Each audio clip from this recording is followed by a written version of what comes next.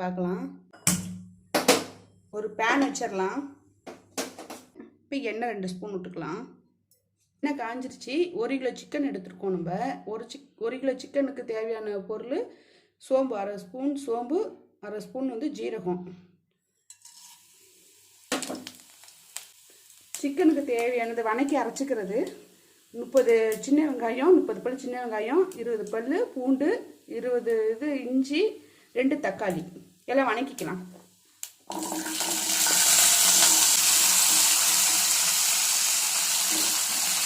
போட்டு நல்லா வணக்கிக்கலாம். பூண்டு இஞ்சும் போட்டு நல்லா வணக்கிக்கலாம். தக்காளி 2 தக்காளியை போட்டு நல்லா வணக்கிக்கலாம்.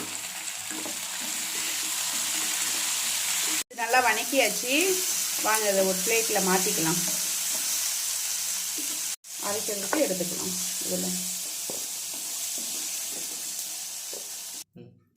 நல்லா வணக்கியாச்சு. இதை ஆற வச்சு அரைச்சிக்கலாம். தேங்காய் 1/2 மூடி எடுத்திருக்கேன். எடுத்து சிறுசிலாக போட்டு வச்சுருக்கேன். இதை அரைச்சி எடுத்துக்கலாம். தேங்காய் பாலாக எடுத்துக்கலாம். சிக்கன் குழம்பு ரெடி பண்ணலாம். 1 ஸ்பூன் எண்ணெய் ஊற்றுறேன். அதுக்கப்புறம் தாளிக்கிறதுக்காக பட்டை, கிராம்பு, ஏலக்காய் எல்லாம் போட்டுக்கலாம். கிராம்பு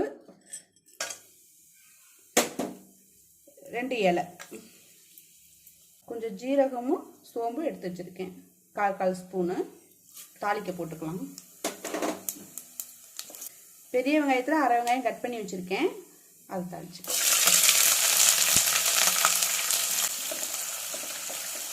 வெங்காயம் நல்லா வணங்கி வந்திருக்கு. இப்போ 2 தக்காளி கட் பண்ணி வச்சுருக்கேன். போட்டுக்கலாம். வணக்கலாங்க. இப்போ அதோட 2 பச்சை மிளகாய் நல்லா போட்டு வணக்கலாம்.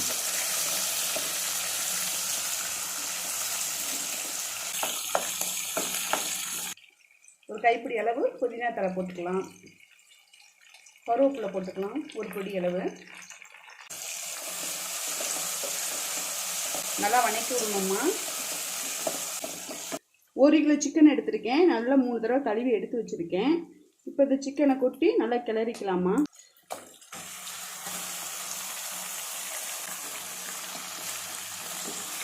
தண்ணியை விடலை.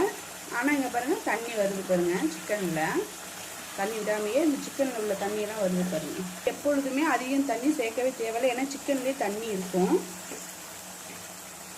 அது வேக வேக தண்ணி அதுலேயே தண்ணி இதாகும். அதனால் அதிக தண்ணி ஊற்ற தேவையில்லை. நம்மளுக்கு கரெக்டாக சிக்கனுக்கு தேவையான தண்ணி நம்ம கரெக்டாக ஊற்றிக்கிட்டால் அதே போதும்.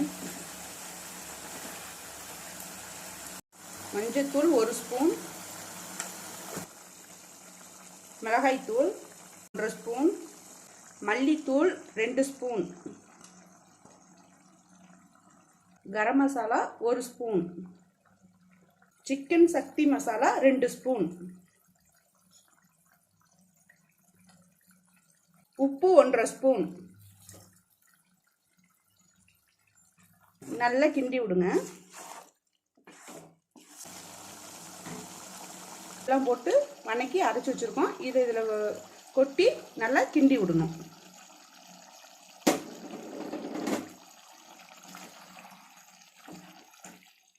அரை மூடி தேங்காவை அரைச்சி பாலாக எடுத்து வச்சுருக்கேன். இப்போ அதை சேர்த்துக்கலாம்.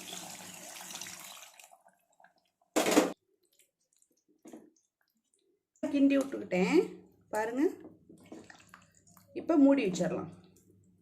இப்போ மூடி போட்டு மூடிக்கலாம். 1/4 மணி நேரம் கழிச்சு திறந்து பார்த்துக்கலாம். சிக்கன் குழம்பு வச்சு 1/4 மணி நேரம் ஆயிடுச்சு. இப்போ பார்க்கலாம். பாருங்கள் எவ்வளோ சூப்பராக வெந்து வந்துருச்சு. டேஸ்டியான சிக்கன் குழம்பு ரெடி. இப்போ கொத்தமல்லி இலையை மேலால தூவோம்.